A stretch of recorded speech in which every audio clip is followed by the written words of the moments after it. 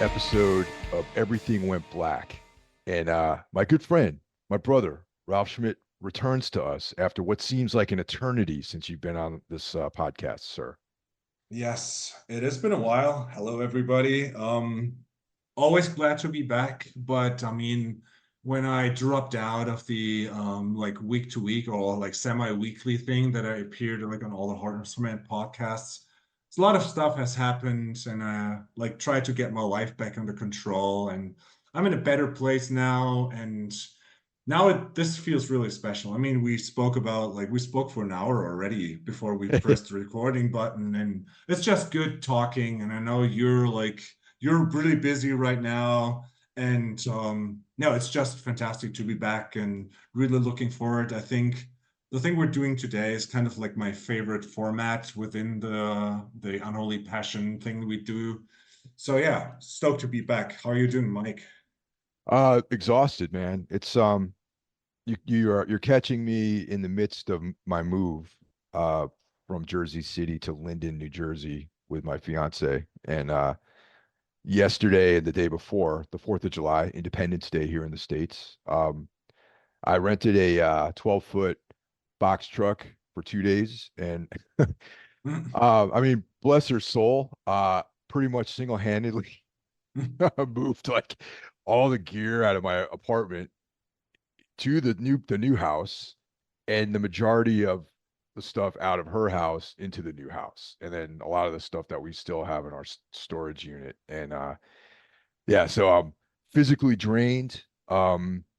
It's that between places phase right now when you move, where some of your stuff is still at your old place, but most of it's gone out of my old place. And you're not quite settled into the new location. And yeah, it's just like a little off balance right now. But it's good. All good. Looking forward. Um, you know, starting a new chapter of my life, which is awesome. And looking forward to that. And yeah, I have like really nice setup over here. This is the first podcast in the new location, in the new studio, Ah, and really excited about that. And yeah, I feel positive. There's been a lot of other items accumulating, just family stuff, with my parents, and that's been keeping me up at night. But things are slowly, one by one, you got to take steps to get things resolved. And sometimes you got to just go follow, let the process sort itself out. You know what I mean? sure, absolutely. Yeah. I'm stoked that I'm like the first guest in the new room. That's cool. Yeah. And of course, like when like me as a German looking onto the US and everything that's happening right now, with dictator Trump luring in the background.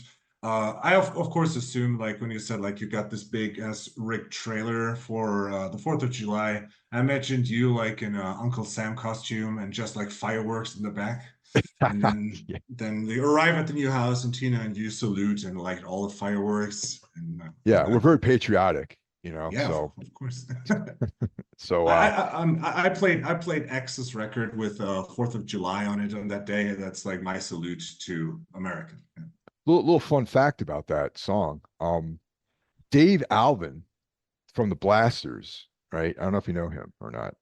Mhm. He played in X in the 80s for a while. He released a solo album, which I have, where he covers that song, 4th of July. Oh, really? Really good. Crazy. Yeah. Yeah. The Blasters are kind of like an unsung, like American, uh, you know, I'm not going to call them a psychobilly band. Like they're straight up like rockabilly from the 80s, based in Mhm. LA. And they're adjacent to the punk scene, shall we say. And made some great music, man. I fuck around in that world a little bit. My Yeah, my fiance is a huge fan in that era of psychobilly and like rockabilly, that kind of stuff. But I don't consider myself to be knowledgeable at all. But there's a certain bands I really like, though. Mm. That's Yeah. that's always cool if you find like bands that you like, play cover songs of songs that you like. And oddly enough, I just recently had a phase where I was really playing a lot of 16 Horsepower and Woven Yeah. Hand. Hmm. And I mean, 16 Horsepower has been a band that I've been like enamored with for a long time. And like sometimes where you listen to records for years and years, and all of a sudden it's like, oh shit, there's a cover version. and I listened to it a million times, and I didn't know that. And it is actually like a good tie into one of the chapters of today's episode later on, where we'll hear it again. Did you know that 16 Horsepower covered Fire of Love by the Gun Club? I had no idea, man. And that's like one of my favorite Gun Club songs. Yeah, and it's on the record of 16 horsepower, and I'm like, all of a sudden I was like, huh, I really know that melody, and it's like, holy shit, that's like, wow, how did I not notice that it's like a Gun Club cover song on that 16 horsepower record? Yeah. Yeah, So before we get too far down the path, let's do our plugs. You know, of yeah. course, Ralph and I are members of the elite content creators known as the Horsemen of the Podcast Apocalypse. And if you're listening to this show, it's highly likely that you listen to these others. So kicking things off at the top of the week, every other Monday, we have Brandon Legion's Horror Wolf 666. Next on deck is Into the Necrosphere, brought to you by Jackie Schmidt, the best extreme music podcast in the land. And of course, Wednesday is Everything Went Black, which is a kind of like a variety show of different things, sort of a no real format, you know, No class, no no format, no class, no no format. no idea, just like patriotism. Yeah, high, extreme patriotism and nationalism is our topics here. Um, I come back on Thursday, Necro Thursday, with Mike Scandato and Jeff Kashid for the Necromaniacs Horror Podcast, where we talk about movies and you know horror adjacent stuff like that. Friday is Spitball Media, which features Mike Scandato's brother John Draper. Saturday is a day off.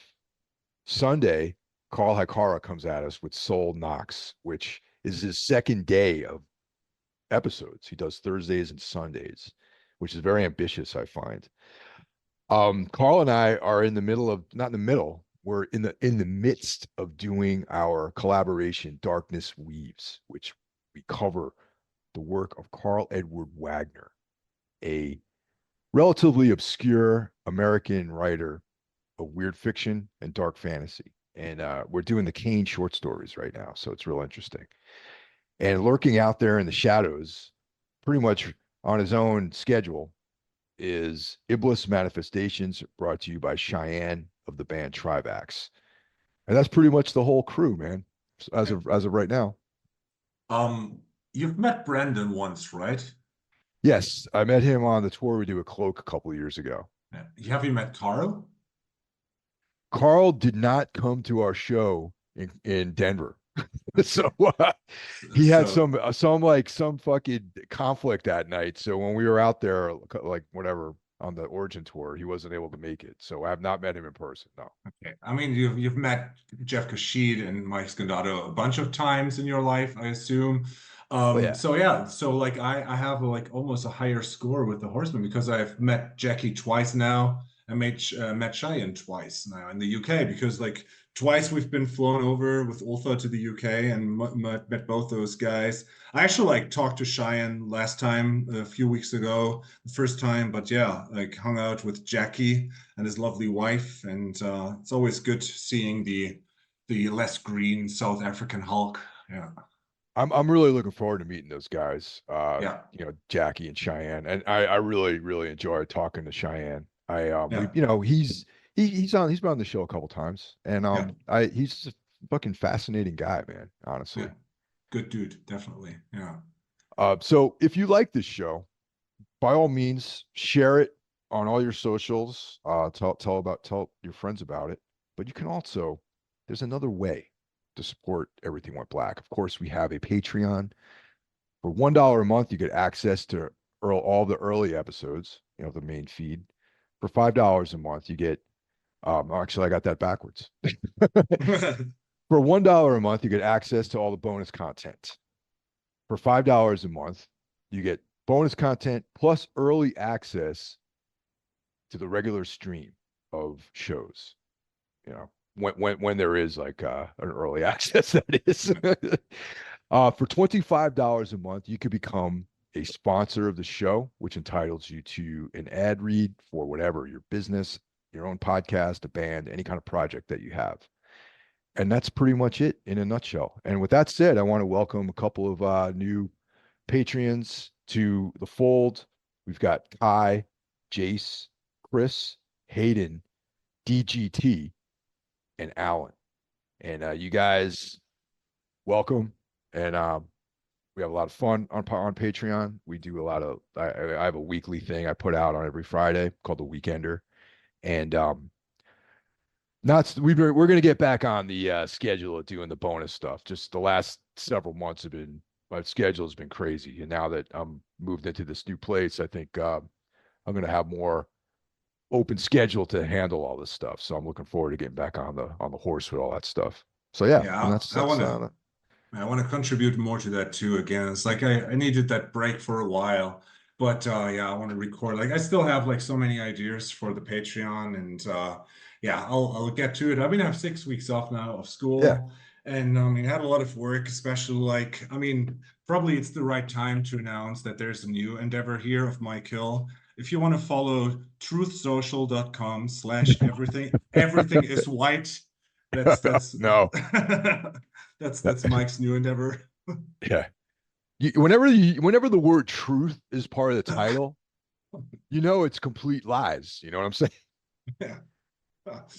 Yeah, man. No, it's a cool thing. Like I love the Patreon. I love the hangout we had a while back. And yeah, it's always cool to chat to these people. And yeah, sometimes social media is actually worth for something good. Not often, Actually, but sometimes.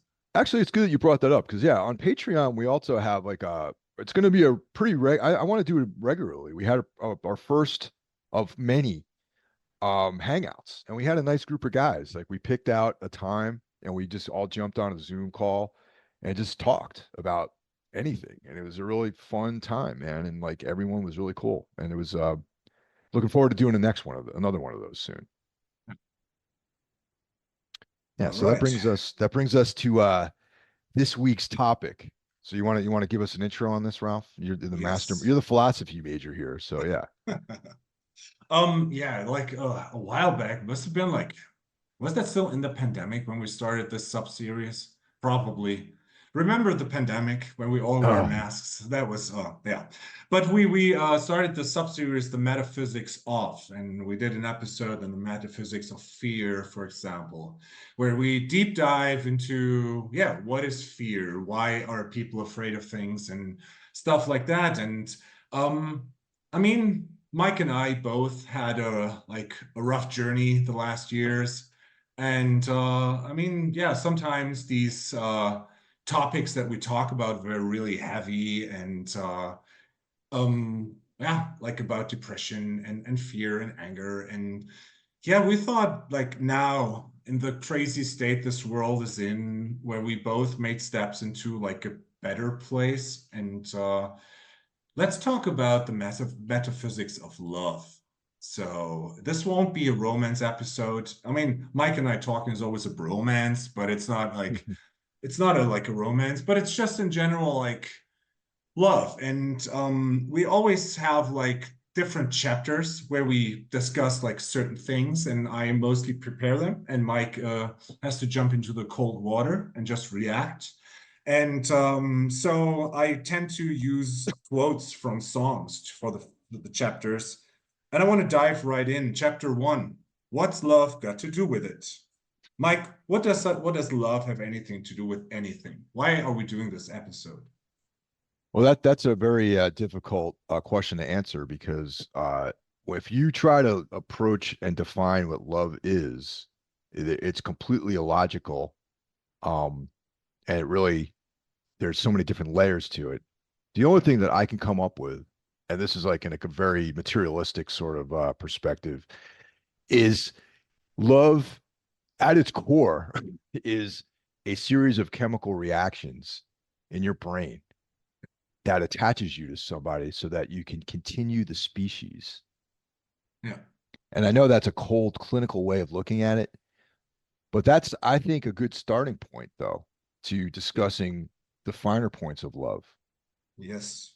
And this is it's a good segue what you just brought up with like it being a chemical reaction and being so one individual is attracted to another individual to prolong like the humanity that we have. And don't you think that it's like that this word love is almost trivialized in modern society?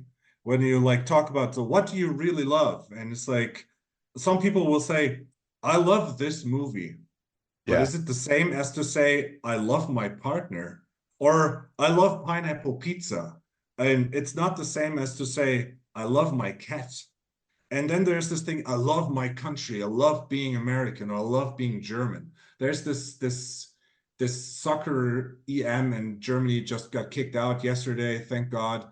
And it's this word love is being used in so many ways and something so timid and unnecessary. And at the same point, it's like the most essential thing. So there's a lot to talk about. Well, I want to add because like once we started talking about this project, I kind of dove back into the Greeks. You know, the Greeks and the Romans are I look to them a lot of times for some of these like discussions. So the Greeks have like three different classifications of love. Okay. Eros, philia, and agape. Okay. So obviously Eros, erotic. Like that's like the physical, passionate form of love. Philia is your family, like the feeling you would have towards someone that you are related to or is part of your group. And agape is, the love one would have for the gods and the gods' love for the individual. So that one is completely irrelevant to this discussion because we can go into a whole other discussion about God and reality and the tulpas and all that sort of stuff. But the first two are very real, and I think they definitely fit into the definition that I brought up about procreating and keeping the species going because humans are a social organism, unlike certain, you know, types of animals. We need groups. So, of course, there's the erotic form of love, which makes you attracted to the opposite or the same sex. But since we're talking about procreation, the opposite sex, and then filial is about the family that nurtures and raises that individual into adulthood until they start their cycle and process of procreation too.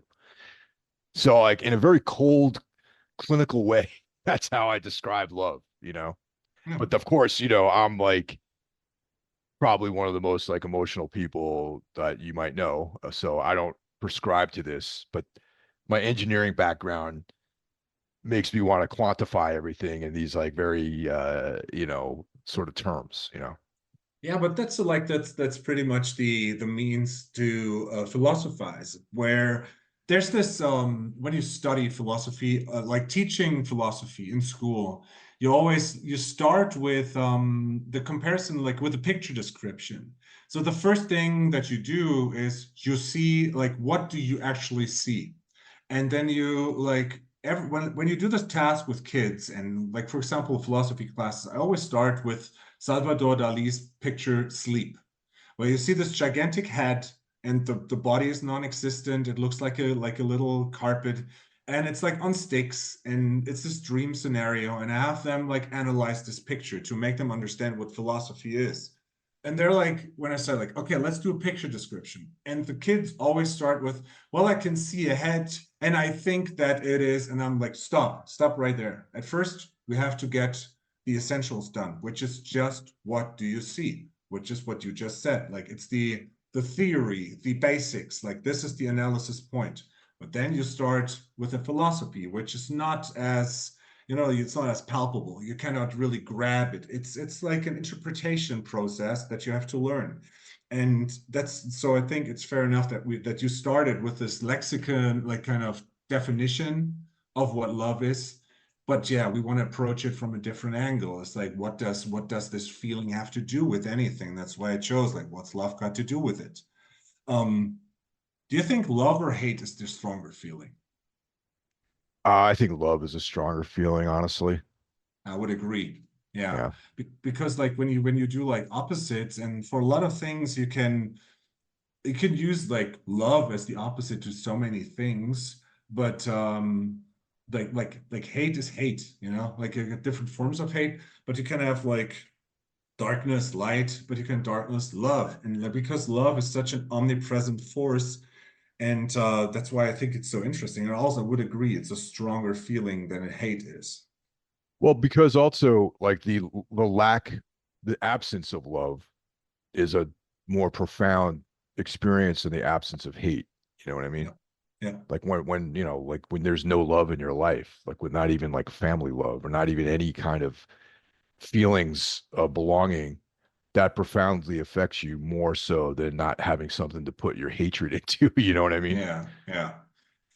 What I think is like when I thought about this opposite, like the yin and yang with like love and hate, it's as much as just said that the word love is trivialized with like I love this movie. It's like the same that I mean you and I we talk about movies or when you listen to Necromaniacs and there's like a terrible movie and people say like oh God I hate this movie or I hate this band. But is it really hatred? You know, it's like. I think hatred is such a strong thing. And when I thought about like this episode, is like, what are examples of things that I really love and that I really hate? Where it's like actually proper to just say like, yeah, this movie is terrible, or it's like it's not a good movie, but like the actual feeling of a movie coming on and you like get hatred. I think that that needs to be, I mean, not even The Green Knight is like for me, is that. Yeah, that movie was terrible, by the way, too. I agree with you. Yeah. But you know what I mean? Like we trivialize these words, and I think love and hate are such strong feelings. But yeah, in a competition, like in an arm wrestling contest, I think love would win like 9 out of 10 Yeah. times. But the trivialization of language too. I mean, it's just like for in a society where so much information is available to everyone, the fact of the matter is that so few people actually try to develop their intellect at all.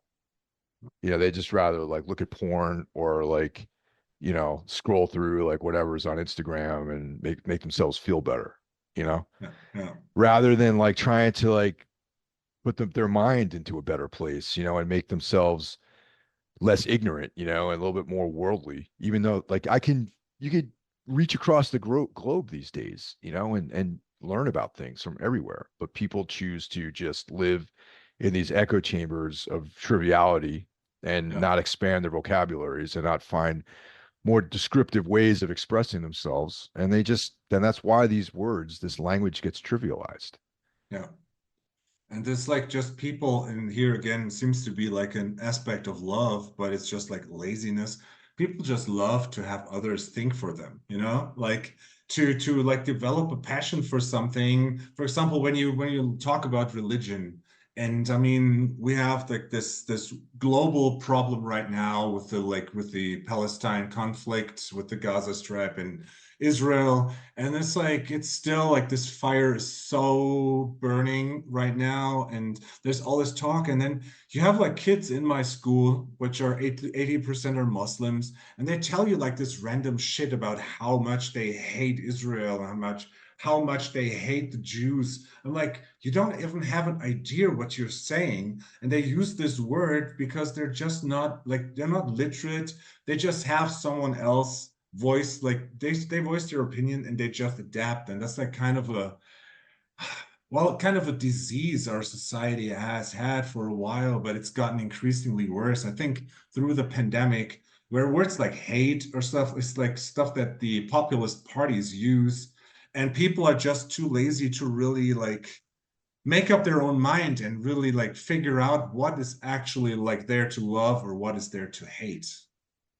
Yeah, you bring up a good point about populism. I mean, and hatred, because like I understand why people feel that way. I understand populism, you know, but I don't obviously don't, you know, prescribe my beliefs to that. But when you feel like disempowered, you know, and that's you're definitely rife for these like strong men to come into your viewport with offering solutions when you feel like you're powerless, you know, and it's like, and then you find the other out there, and it's like a playbook, you know, it's like a this process exists, has existed for thousands of years, you know, Yeah, So I understand why people who maybe aren't as worldly or like maybe a little ignorant about and have don't have as many options, and then someone comes along and says, "Oh, it's these people's fault, and only I can give you the solution to this." Is like, sure, why not, man? I would believe that person if I felt like my back is against the wall and I Yeah. didn't have enough aptitude to look and find the actual truth, for Yeah. sure. It's the easy weight. And that's like people love being comfortable, you know? Like if I have to think for myself, if I have to stick up for something I believe, it's hard. It's difficult. People will oppose this. You need arguments. People, everything, everybody wants to discuss everything, but it's not discussion anymore. It's pretty much just like, this is my opinion. Either you have it and you're cool, or you are my enemy. It feels like there's no two sides to anything anymore for people. And that's something, I mean, we talked about this a bunch of times on episodes we did. And it's like, to me, it comes down to like the reason factor of Immanuel Kant, where he's like, yeah, you have to like take down all your emotions, all your desires, and have to look through the glasses of reason. Yeah. And then people say, but love is such a good feeling. It's like, yeah, but if you love like if you love Germany and you wave a German flag and you rub it in someone's face and say, like, I love this country so much, fuck your country, then this love is not a good feeling. Like it's doing terrible things in that moment. Well, you have to expand your mind to understand that that other person might love their country just as much as you love yours, and Yeah. that's you have to exist in the same reality with this other person instead of trying to eradicate their ideas. Yeah, and that's a feeling that I have that like right now everything is about like here's my opinion. I will force it down your throat, and either you swallow and you're on the good side or you're my enemy.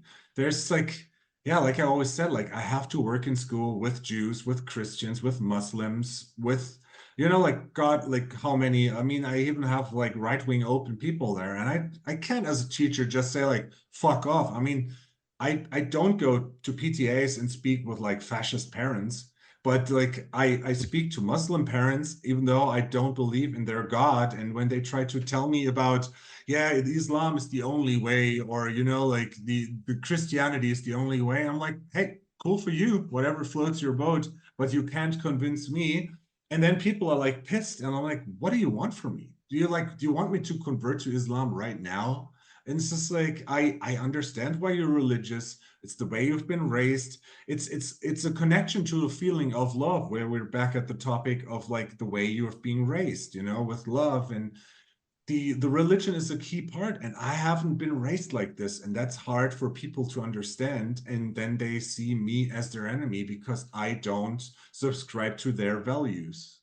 Well, this is interesting because it leads into one of the other human traits, and that is the ability to work with abstractions. Like all these ideas about countries and religions and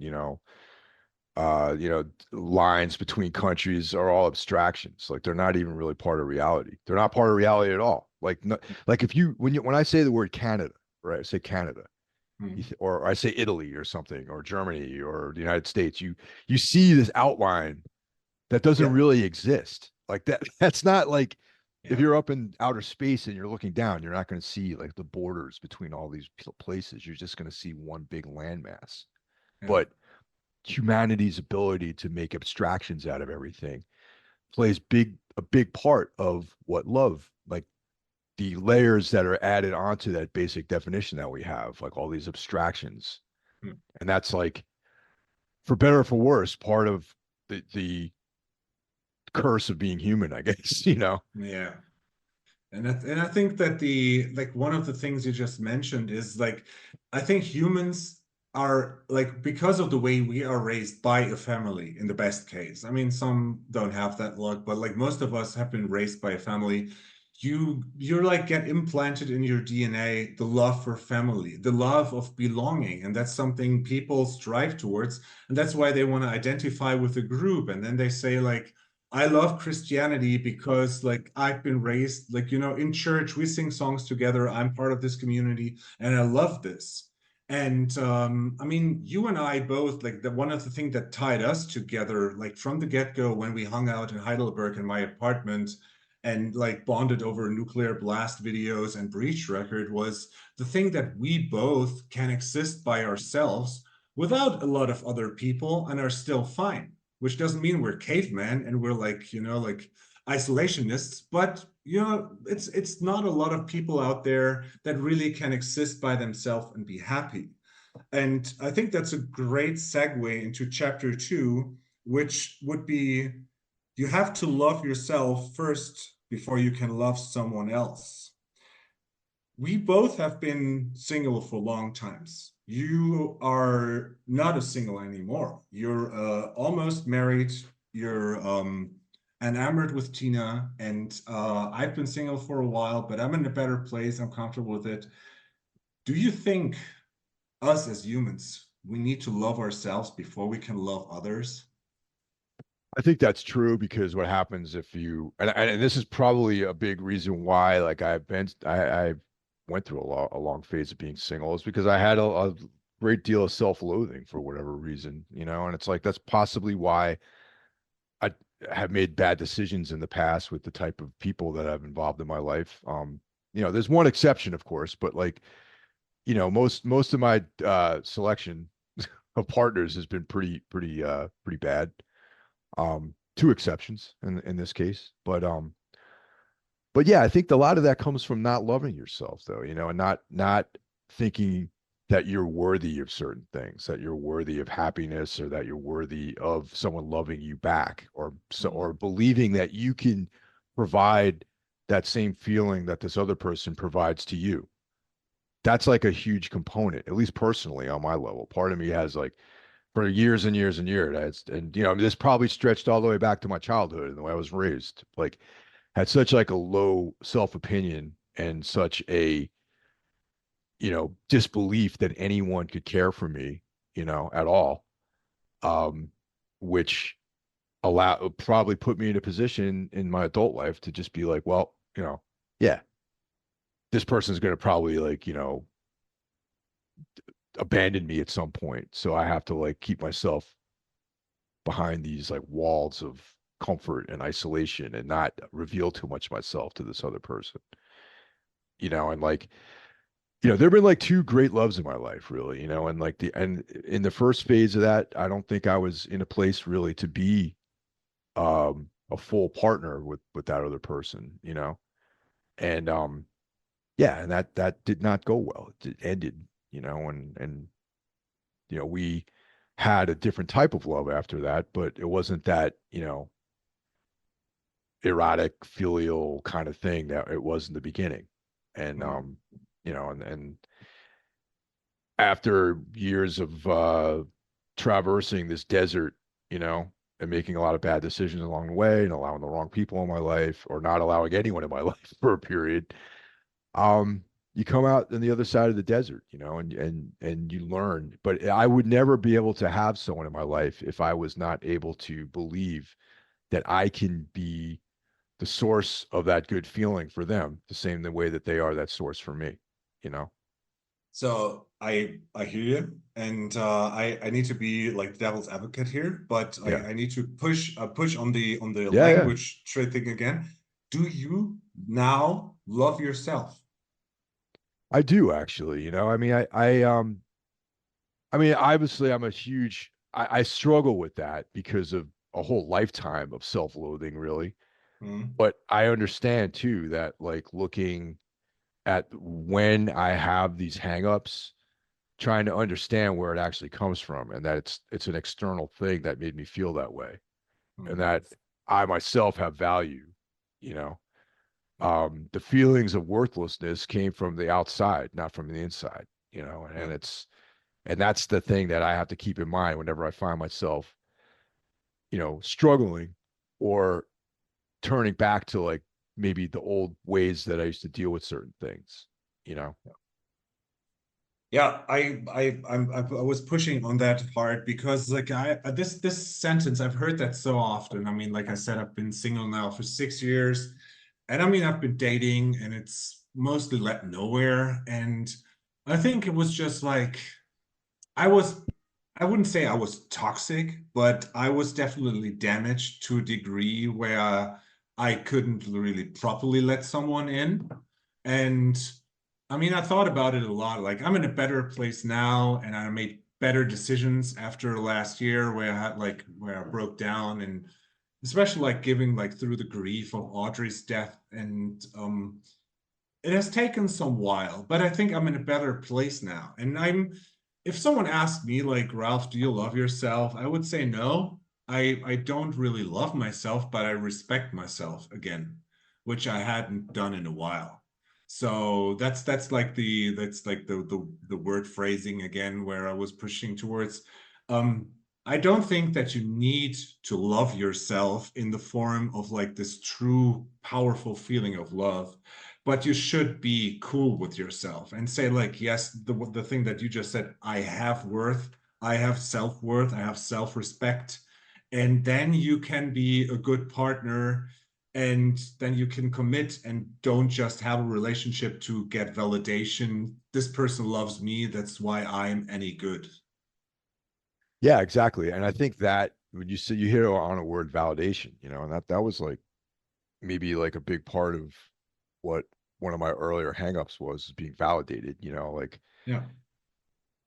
like not like there were certain that really resonated with me about on an external level, feeling like because this person wants to be with me, that validates me, Yeah. rather than like on a deeper level being like, well, this person understands that I am a good person and that's why they want to be with me. It's not so much like, I'll look, this guy, like whatever, he has like a cool like car or something like that, which I mean, Yeah. I don't have a cool car, but like, using these external trappings to make yourself feel validated, or say in my case, like, oh yeah, this lady's like really attractive, like she dresses cool, like she's got like, her whole like thing together. She's into these things, Yeah.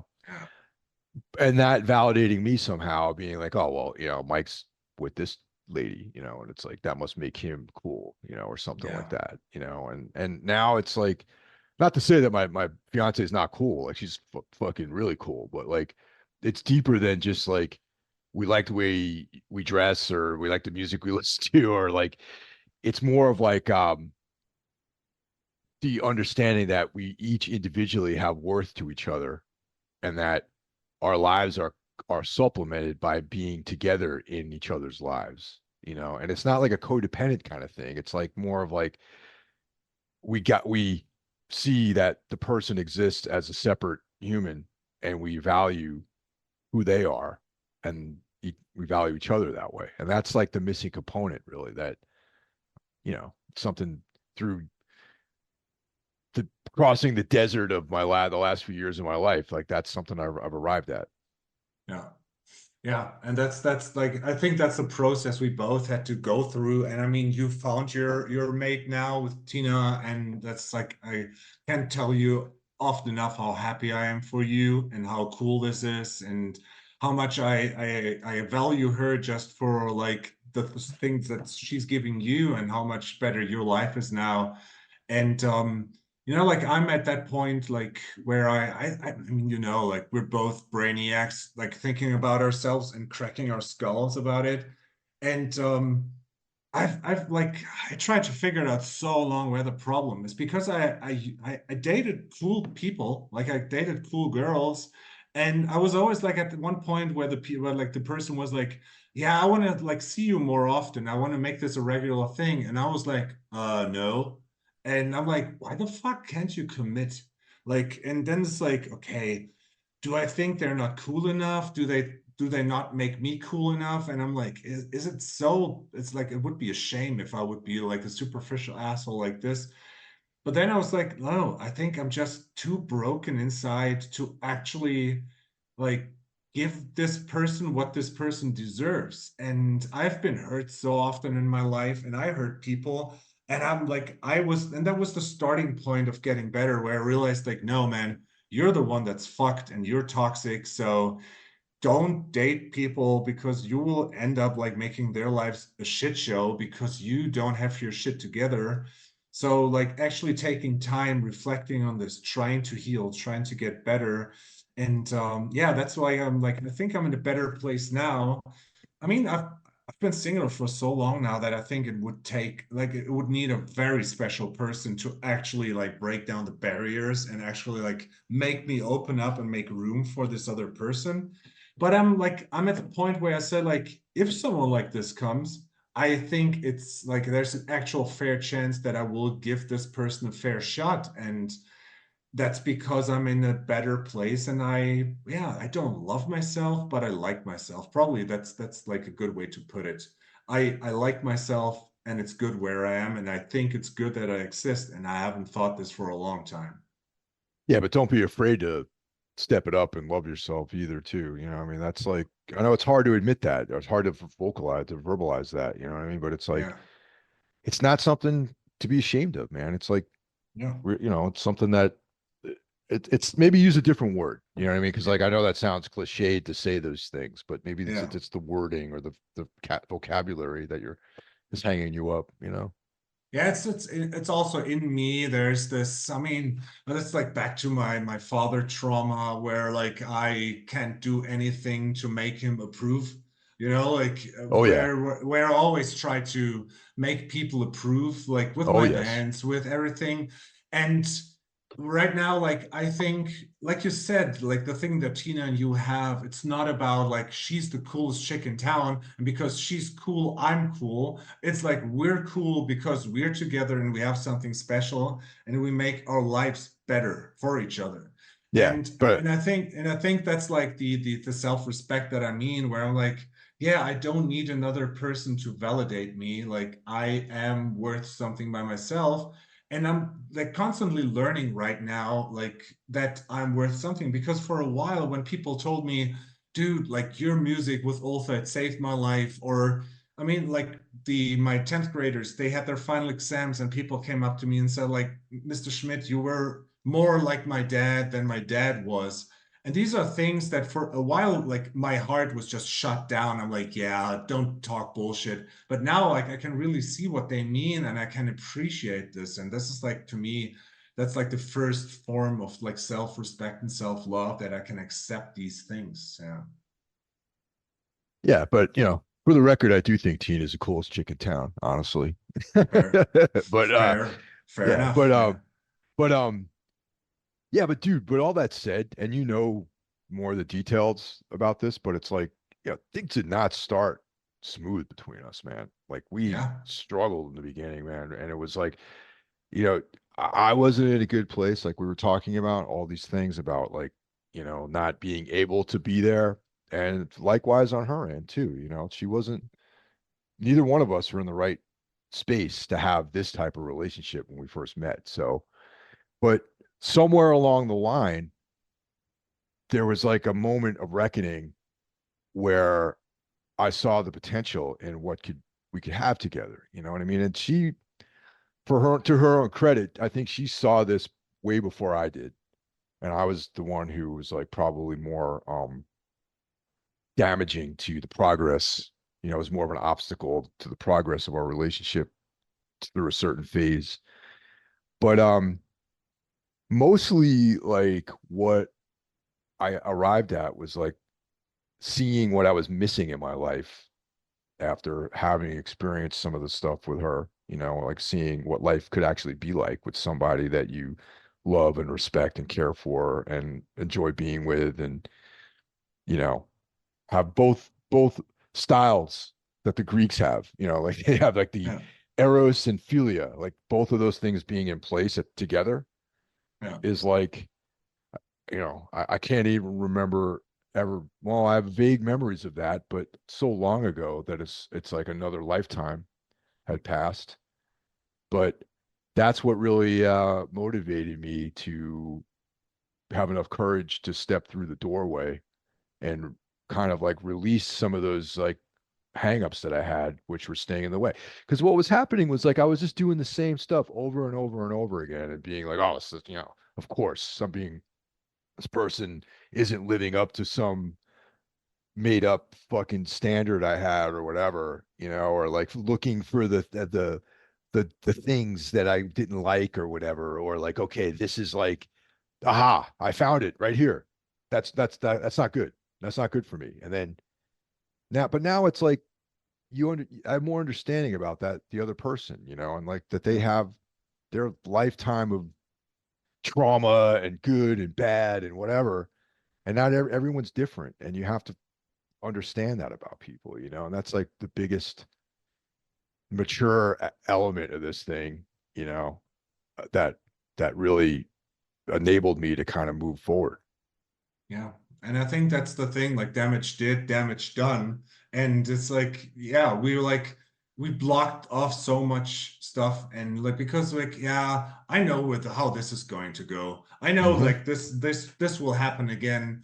And we're like stripping ourselves of the chance to have something good actually coming about because we're in such a negative trauma headspace that we only see the negative things. And I mean, like I've been there with you at that phase Yeah, where you were struggling and we were talking for hours about that. I mean, it was the time when you were here for Unholy Passion. And it's so crazy to see like how it evolved. And it's just like, yeah, at some point you have to give it a shot.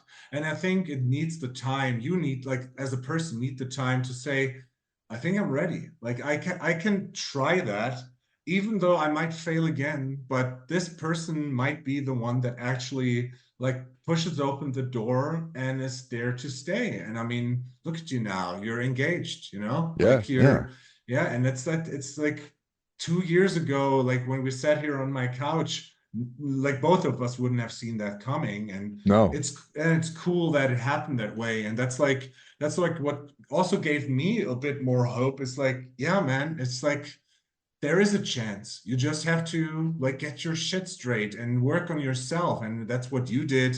And that's what I did. And so, like, like I'm not running around. Like, I don't define myself by I have a girlfriend or not. yeah, That's like, I don't do that anymore. I'm comfortable being alone, but I'm not as miserable at being alone as I used to be. Like, I'm cool right now the way it is. And if there's someone coming and this person is cool enough, I will totally like give that person a fair chance. But yeah, and that's a positive thing. Yeah. yeah, definitely, and like though I definitely am cool being by myself, but that there was those few months in early 2023 that were like a lot of things were coming together that were like reckoning points, because it goes so some of it goes back to my cousin who passed away a number of years ago, and um, he had some cognitive disabilities. He worked his entire life at night, like he was on the night shift for his entire life, and he drifted away from the family, and he became like a shut-in. And he was found, and then he went into a home, and I had to handle all that stuff. Like I went down and dealt with all of like the procedures, and I saw the house he was living in and was part of that whole process. And eventually he just gave up living and passed away. And it hit me really hard because I was at that point, single by myself, isolated, and I was just like, I could end up like him. Once my family's gone and I just isolate myself more and more and more, I'll be like some guy they find wandering the street somewhere without any value, any meaningful relationships. And then I was in this whole like obsessive thought pattern. I was listening. This is going to sound really corny, but like I was listening to Alice in Chains a lot and the lyrics of Lane Staley, and I know that Lane Staley had never quite gotten over like certain things in his life, and basically his drug addiction and drug abuse was like results of some of these traumatic things, and he basically gave up living and died, basically killed himself with heroin overdoses, Hmm. and then one morning I was driving into New York City for work, and it was super, super early in the morning. And I saw this tractor trailer on the side of the Jersey Turnpike that was just like engulfed in flames. And I drove by it and I felt like the heat, and it was still dark out. And it was like, and I just thought about there's no possible way someone could survive something like that. Mm. And as I'm driving by, I'm like, it's like 5:30 in the morning, and I'm like, someone is going to find out the worst possible news about someone that they love in their life in a few hours. And I just like it kind of put this whole spin, like it changed my axis of the way that I saw things. And then like just a couple weeks later, Tina and I got back in touch again, Mm. and after a period of like a month and a half of not speaking to each other. And then like that was like the beginning of kind of the very still a little tumultuous though, but a few months later, we were like in the pretty much where we're at right now, and Yeah. then now it's been like over a solid year of us living like in this relationship, and it's like sometimes you need to be like taken out of the trajectory. You need to have like an intervention or something has to intervene because you can see the long view of your life and realize that it's not going to end well for you unless you change. I mean, I'm so not a like believer in destiny or anything like this or coincidences. It's just like sometimes stuff like this happens, like that story you just told about the burning trailer. I kind of had something like where like in the morning I like in my bathroom, like when I take a shower, I always listen to the radio because I don't want to Yeah, like ruin the good music that I love in the morning when I'm like tired and grumpy. sure. And there was a radio ad for like a TV movie, like on one of the like regular TV stations. And there was a guy with a Bavarian dialect of all people, which is like like an accent that I like always think kind of laughable.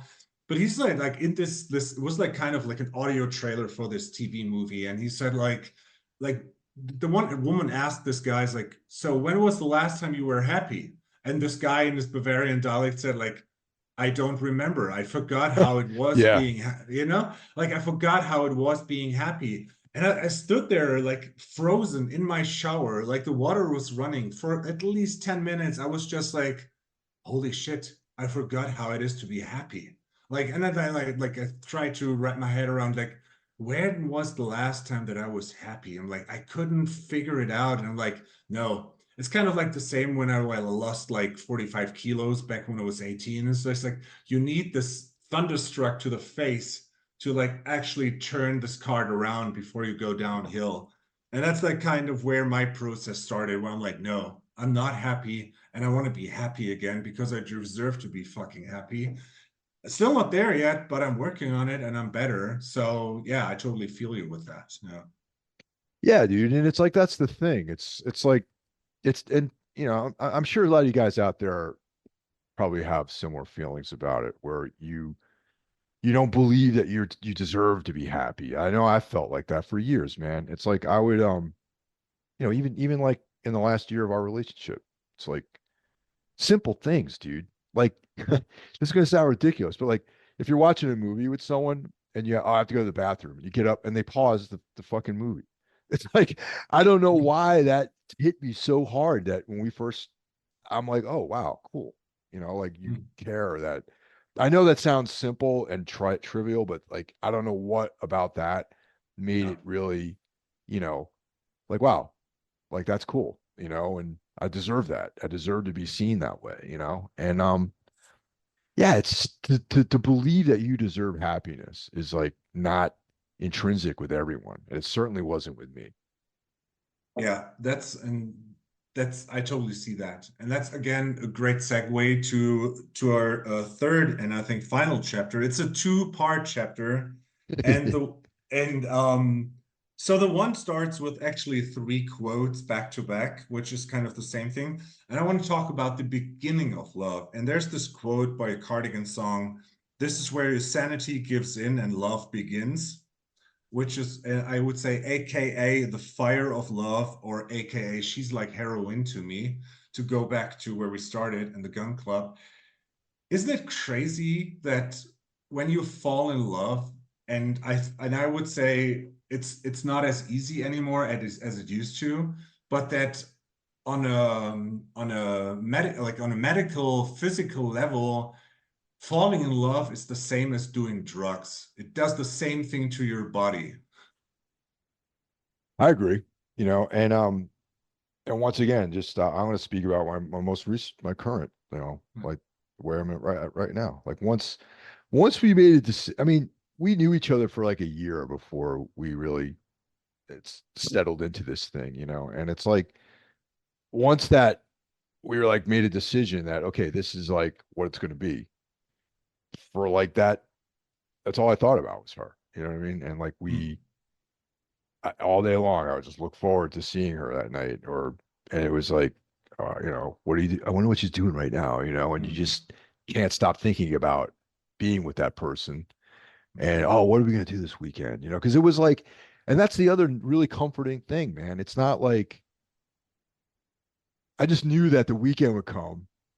Yeah, And it wasn't like, oh, I have to schedule some meet, you know, to get together. No, we were just like, what are we doing this weekend? You know, yeah, and I that certain expectation that that's how things are going to be is like very infectious and very much yeah. like being dependent on some sort of drug. And I guess you are. Was it serotonin or something like that? Is the Yeah, thing that yeah, makes you feel that way? So yeah. yeah, your body's like shooting all this like serotonin into your brain, and you just want to stay in that state all the time. Yeah, and that's the thing. Like I mean, like most people know, like I've never tried any drugs in my life except for caffeine. Hmm. And like I've never like smoked weed or done anything else. But like from all the people that I know who did it or like still do it, and from the stuff that I read, it's like the falling in love process where you have like these rose-colored glasses on. That's like being on MDMA or being on cocaine. It's like where you feel like invincible. You can go like 3 days straight without any sleep. You don't see any issues, and you're like so full of energy to like I can do 2 work days back to back, and even if like everything is an asshole, I'm still cool with it. Whereas like if you're not in love, like all these things are draining and like really taking you down. So yeah, there's this rush. And I remember that like when I was younger, that was the feeling I was addicted to. Like when I was 18, I lost, like I mentioned, 45 kilos, which is Yeah, like it's a a lot. third of, yeah, it's a lot. And all of a sudden I was attractive to women, and like I fell in love with someone, and for 3 months it was like a rush, like every day, like you just described, going out. Oh, what is she doing? Oh yeah, I'm going to see her later. Then you see that it's like explosions all the time. And then like it wears off, like the routine kicks in, and then like back then I left that person to just go to the next person to have this kick again. And so it's like I was a complete douche for like 2 years, where well, like every 3 months I changed partners just to have that kick again. And Yeah. people were like, dude, what you're feeling is not love. You're in love. You have a crush, but you're not in, like, it's not love. Because love, and that's what I wanted to get at now with, like, I wanted to ask you if you had that rush, which you just like described, you had this with Tina, but now you're in a phase where you move in together, you share your life. And I think that's, would you consider that this is actual love now? You like, you pause when someone else goes to the bathroom. You wait for someone. I cooked meal, I'm hungry, but I'll wait for like another 10 minutes until you're home. That this is the actual love. Both really. I mean, it's like I still have that same feeling, dude, of just like infatuation with her, to be honest. And it's like That's cool. I've known her for 2 years, man. It's over 2 years now. And like I still fantasize about her all day long, dude. And like I still have like that strong feeling, man. But it's even better, like I said, because there's that other end of it too, where it's like we're planning Yeah. for you know, things. We're making plans that we're gonna be here together with each other, you know, and it's like we're thinking about the future. We're thinking about like, you know, the plan. We have like a game plan of okay, we're renting this place, but we want to save money, buy a house, you know, like joint bank account, like, you know, obviously getting married, you know, what's that gonna be like? Like what kind of, you know, so yeah, there's that. And then just the day-to-day stuff of like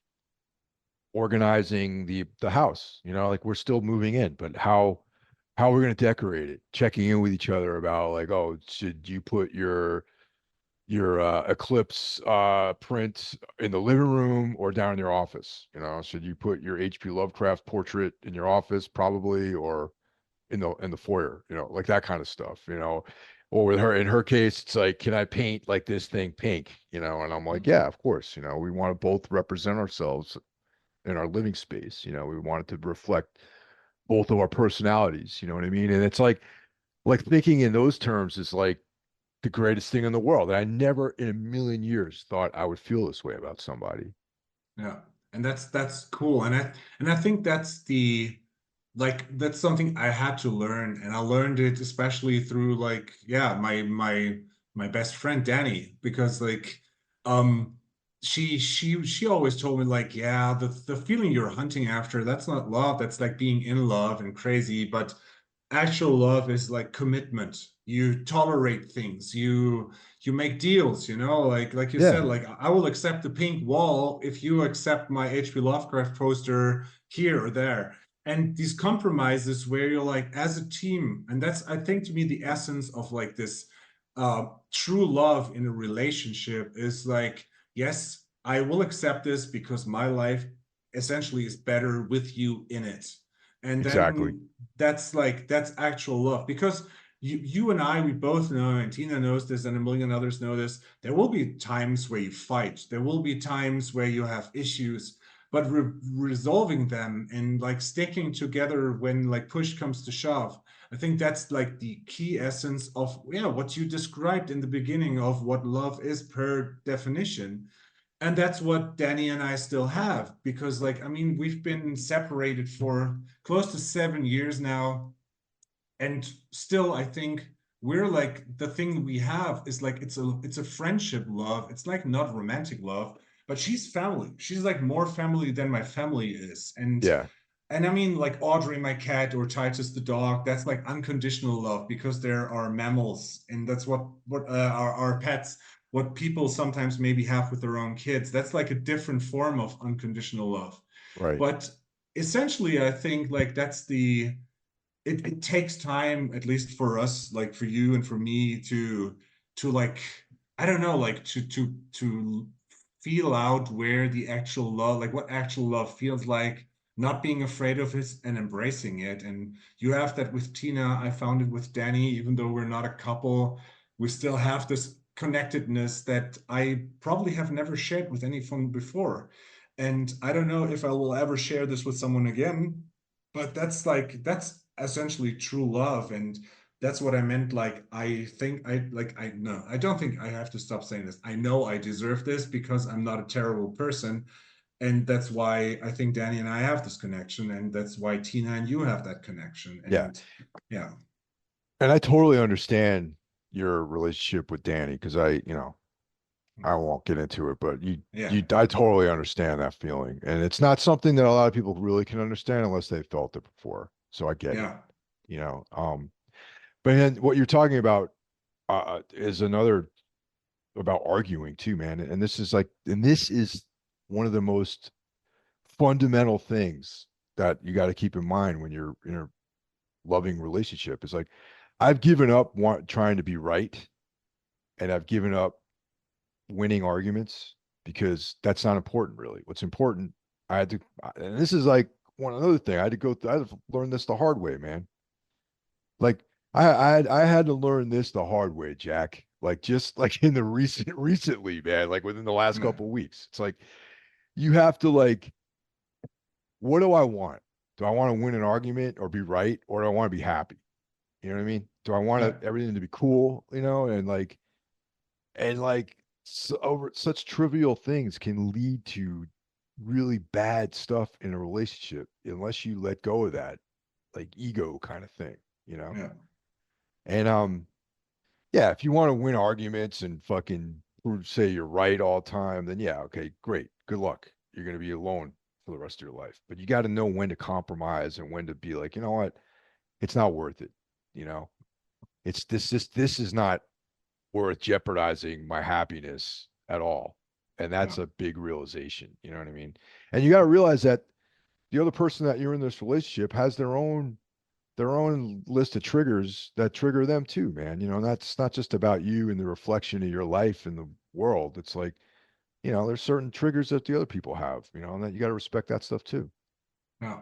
And you also have, I think, and that maybe helps us like wind down here with like the second part of the third chapter is like I guess I forget you. Like I've been listening to a lot of Black Heart Procession the last weeks, Oh yeah. and it's like I think like out there, if you don't know that band, by the way, it's the track of them is featured on the Kick-Ass playlist that Mike and I conducted for this episode Oh yeah. that we'll like share in the comments.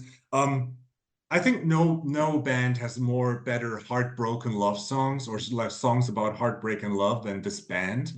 And yeah, I've been like listening to it a lot, and it's like from a different perspective because I'm in a different place now.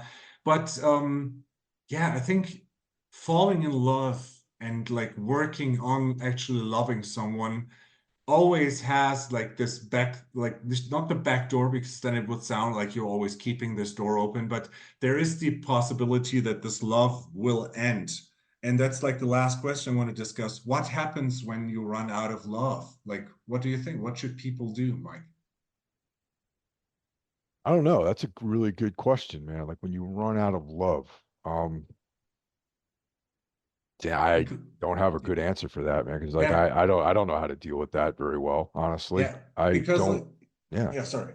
Because like Yeah, I I mean we spoke about this briefly before, and I won't bring this up now here in the episode, but we're a generation that is a bit more well educated, and like the world turned a bunch of times around the sun since our parents and our grandparents like structured the life that they would think is right. But let's just put it this way, my parents are still a thing, and they should have broken up like 25 years ago.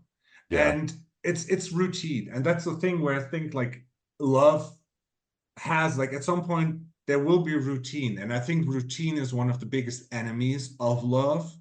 But you can like it's normal, like there will be routines, but you just have to keep the eyes open and see like don't let the routine kill the spark that actually ties us.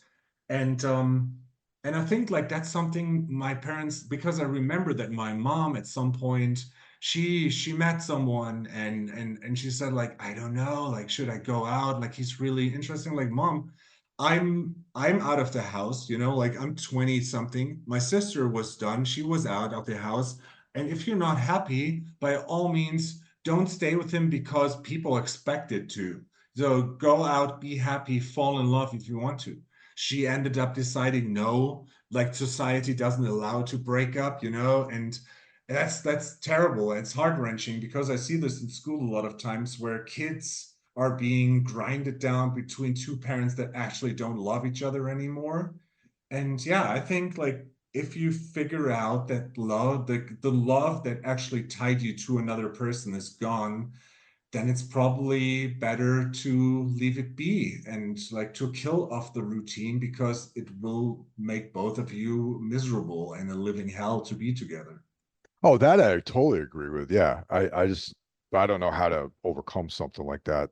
The feeling like like you should not stay together with someone if you're not in love or if it's past being reconciled, and if it really is over that you can't work through it, definitely you should leave. But like, I don't know how to get over stuff like that. You know what I mean? The right way. Yeah. Like, I don't even know if there is a right way. No, I mean, and that's also very subjective, I think. Like people have to deal differently with this. I just wanted to like break like a land, like in Germany you say like break a lance when you like try to make a point for something. It's like there's too much tradition out there where people say like, oh yeah, like society doesn't want people to break up. I mean, God, like if you're Catholic here and you get married, you want to like have a divorce, you actually have to appear in front of like a priest and state your case. And it's just like, this is so ridiculous. Like, just because you married in the name of God or whatever, like, far as some people believe, no hatred. Like, if you're a Christian, good for you. But to me, like, this, it's so crazy to think, like, okay, I've married someone and I was crazy in love with that person. That love, like, got lost. And that happens. It's just a thing that happens. and now we should stick together forever because it's God's will. That's not like because like everybody says that God loves all his children. I mean, like, yeah, in this case, you're like putting yourself through hell because that's just how God loves you and how repays you. I don't think so. Yeah, definitely. Now that you add God and some sort of you know, Yeah. fantasy realm like that, yeah, definitely. It's like it's a weird control thing that people that gets introduced into this that keeps everyone unhappy. Yeah. And that's the thing, like essentially like what you just said, like unhappiness and happiness. I think to me, in my head, if I would use a thesaurus and look for like other words that you could use for love, it's probably happiness. That's what we strive for being in love, or like what love can give us. And that's like such a precious feeling. And I think the older you get, the more difficult it gets. Because maybe the more you've been around the sun and you saw things, I mean, I'm in that place where like I would love to fall in love, but it's not as easy as it used to when I was a naive, like younger man.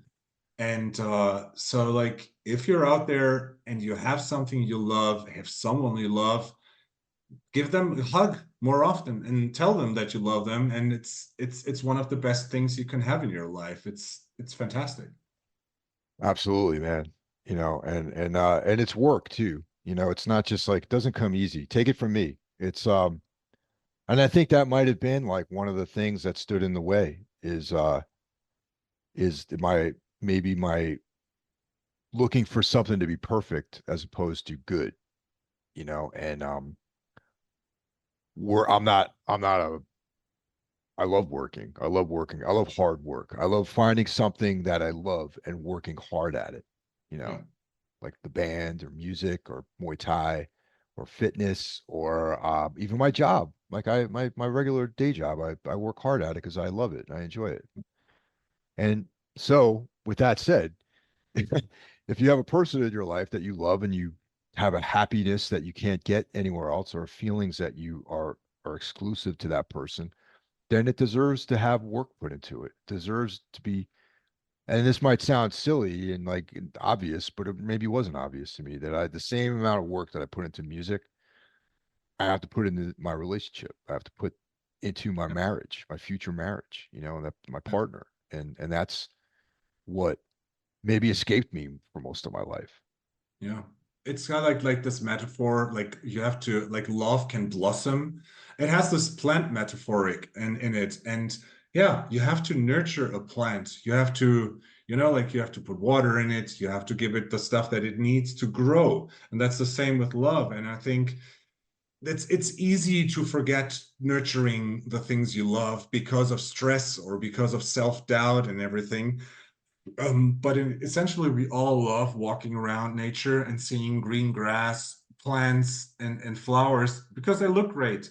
And yes, I'm playing in a miserable black metal band, and I listen to like 90% like dreading, terrible, horrible, sad music, but still like I can go out and appreciate this. And I think sometimes it's important to take the time, and that's like kind of was my idea with like when we do this episode, to like make people aware, to like think more cautiously about throwing around the word I love, because you just used it like for like the band, the music, and I would agree. I love Yeah. playing music. This is like something I really love.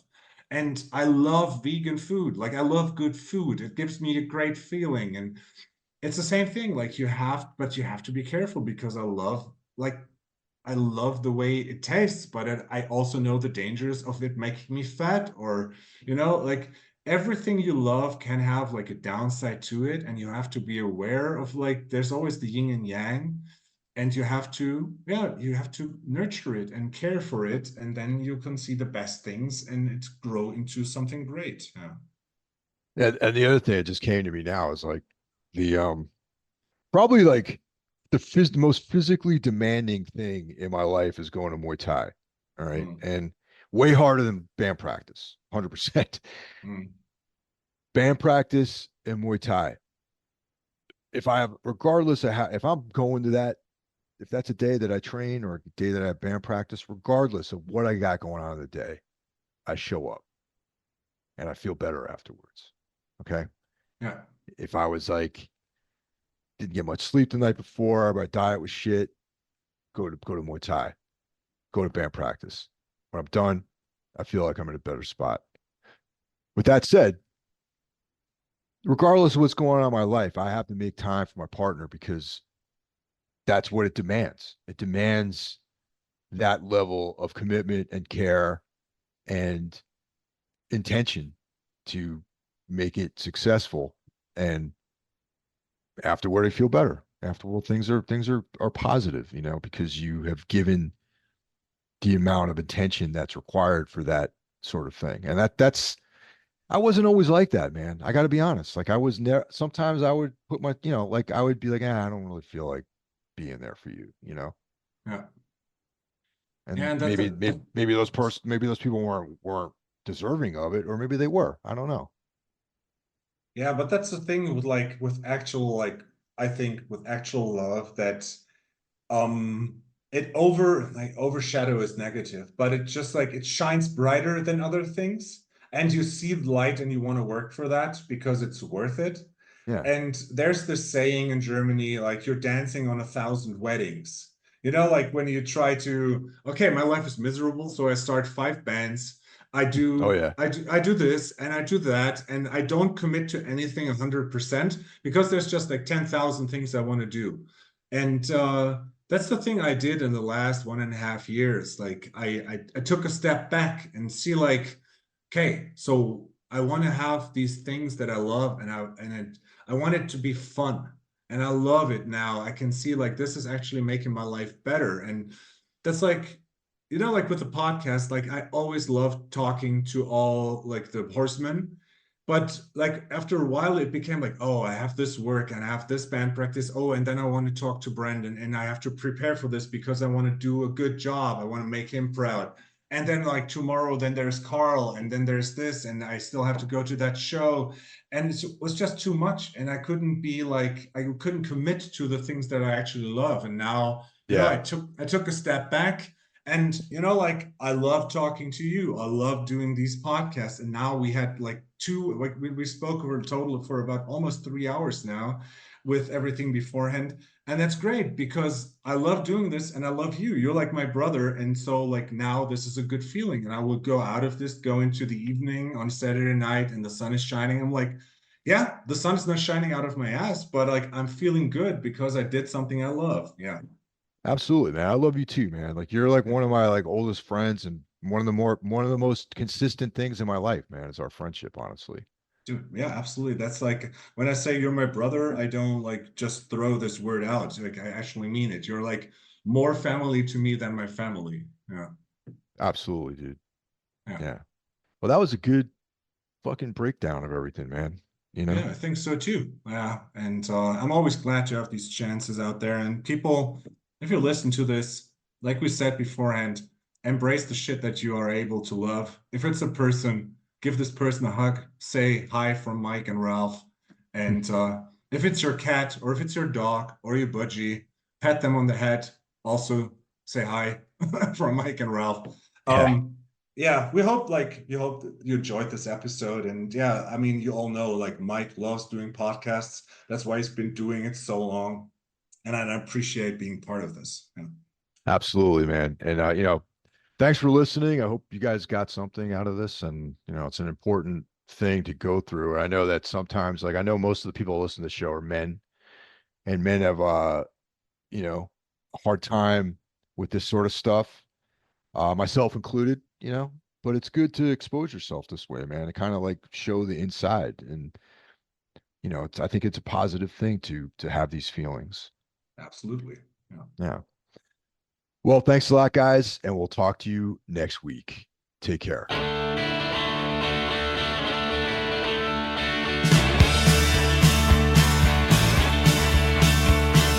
this is what I never told you. Yes, we are animals too. Be allowed to get back.